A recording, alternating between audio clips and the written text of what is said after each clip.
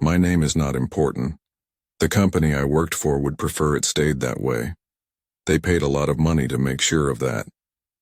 But silence has a price, and I've already paid it in night terrors and a constant low hum of dread that follows me everywhere. This isn't about an NDA. This is about a warning. I was there, in the room. I saw what they did to him, or what was done to him, or what he became. I helped Ryan Reynolds film a commercial in the summer of 2019, and by the end of it, I was convinced that the man the world knows as a charming, quick-witted superhero was nothing more than a carefully maintained shell. Something else was piloting him, something that didn't understand how to wear a human skin correctly. And for a few terrifying weeks, it was my job to keep that skin from splitting open on camera. This isn't a fan theory. This isn't a gossip rag lie. I was the on-set trauma consultant hired to keep the talent grounded. I didn't know. That meant keeping him from floating away, or worse, letting whatever was inside him fully take root. Listen to me. The charm, the constant jokes, the self-deprecation. It's not a personality. It's a containment protocol. My job was, on paper, simple. I'm a certified somatic experiencing practitioner. My specialty is working with performers, actors, musicians, dancers who tap into deep traumatic emotional states for their art. The body doesn't know the difference between real trauma and acted trauma. The cortisol dump, the nervous system, spike, it's all the same. My job was to be a psychological pit crew, helping them down-regulate after an intense scene, preventing burnout, panic attacks, the kind of stuff that can shut down a multi-million-dollar production. I'd worked on indie films, a few network TV shows. I had a good reputation for being discreet and effective.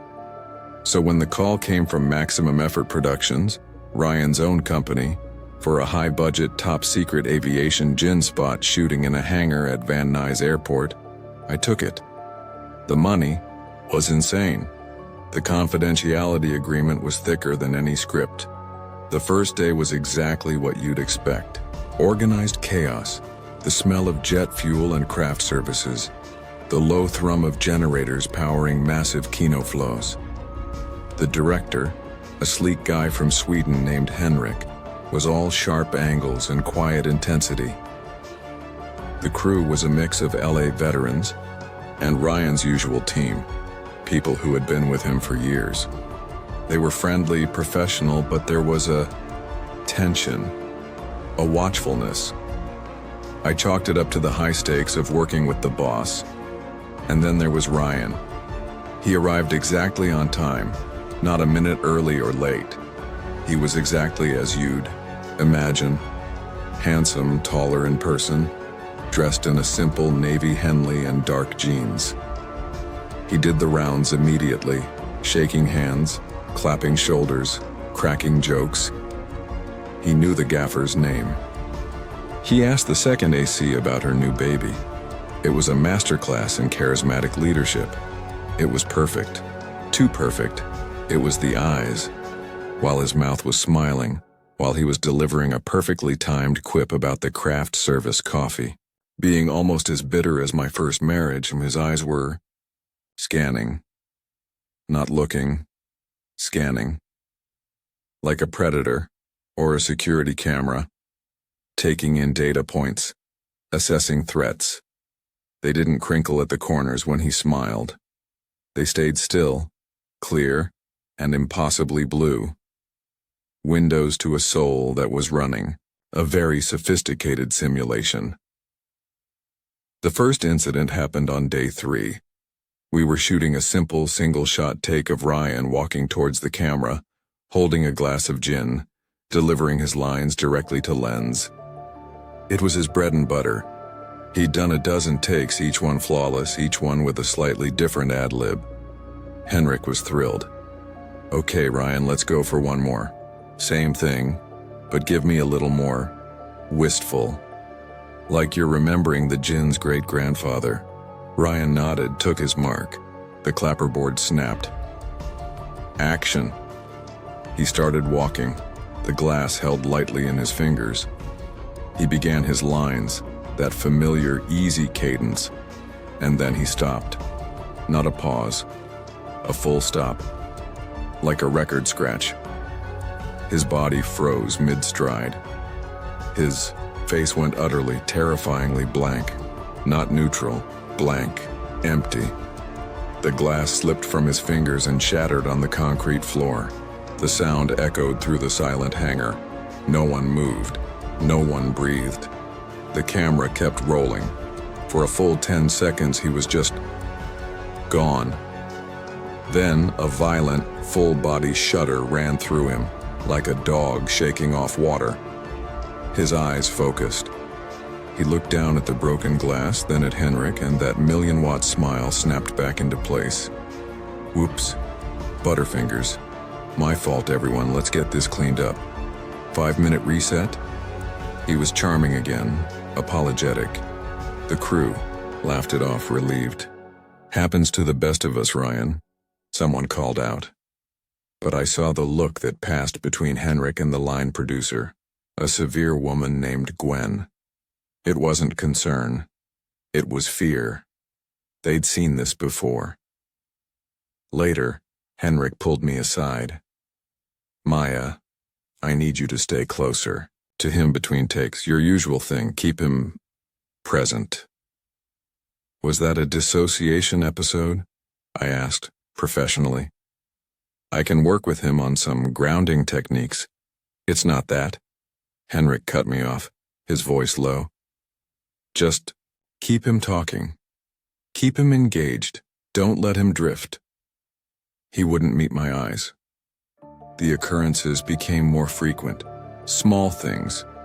He'd be in the middle of a conversation and he'd repeat the same sentence verbatim 3 seconds later, with the exact same inflection, unaware he'd already said it.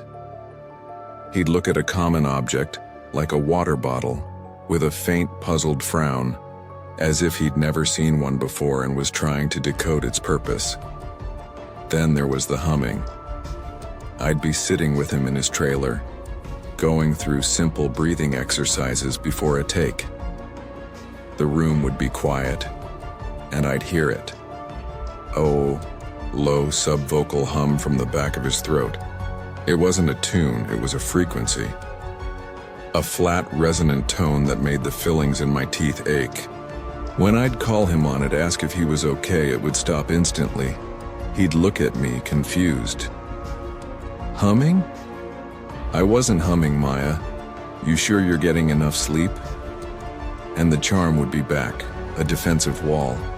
The worst was the dialogue. He'd be performing, and he'd suddenly insert a line that wasn't just an ad-lib, it was wrong. Weird. Unsettling. The script called for him to say, aviation gin. So smooth it's like flying. Take 7. He looked into the lens, smiled, and said, aviation gin. The liquid helps to keep the vessel stable. Silence on set. Henrik finally called. Cut. Ryan? So smooth it's like flying. Remember? Ryan blinked. Of course, sorry. Let's go again. He delivered the correct line perfectly, but I heard it. The liquid helps to keep the vessel stable.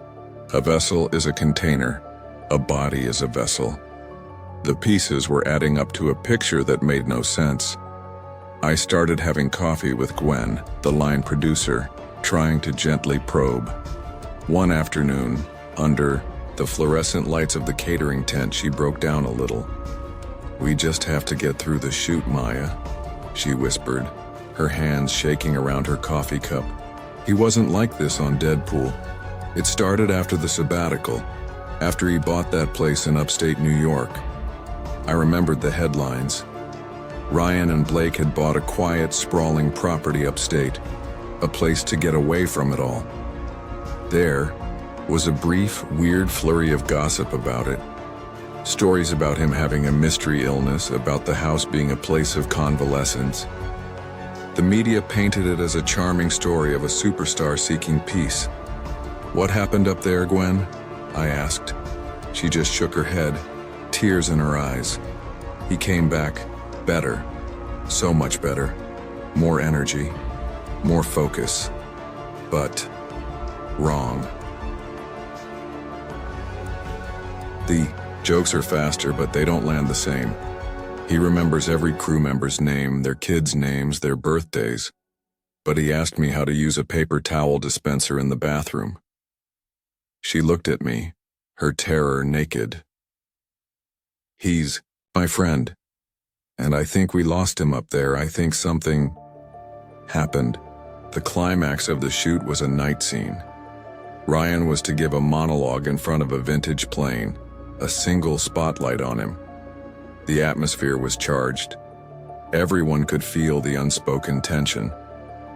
Ryan had been off all day, his movements slightly jerky, his responses delayed by half a second like a stream buffering. We were in his trailer before the final take.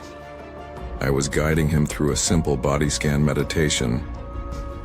Just feel your feet on the floor, Ryan. Connected. He was sitting on the couch, his eyes closed. I saw his eyelids fluttering rapidly like he was in REM sleep. The low hum was back, louder this time, vibrating in the small space. Ryan, I said softly. His eyes snapped open. They were wrong. The pupils were too wide, swallowing the blue, almost entirely. And they didn't focus on me. They focused on a point just behind me, through me. The material is degrading, he said. His voice was flat, toneless. It was his voice, but it was empty of every single quality that made it his. It was an audio file played through a broken speaker. Ryan, it's Maya. You're in your trailer. You're safe. You're about to film the final scene. He turned his head toward me. The movement was all wrong. It wasn't a smooth turn. It was a series of micro-movements, a stop-motion animation of a human head turning. The designation is not Ryan, the voice stated. The designation is Vessel 734. The emotional dampeners are failing. The somatic echo of the original personality is creating interference. I couldn't breathe.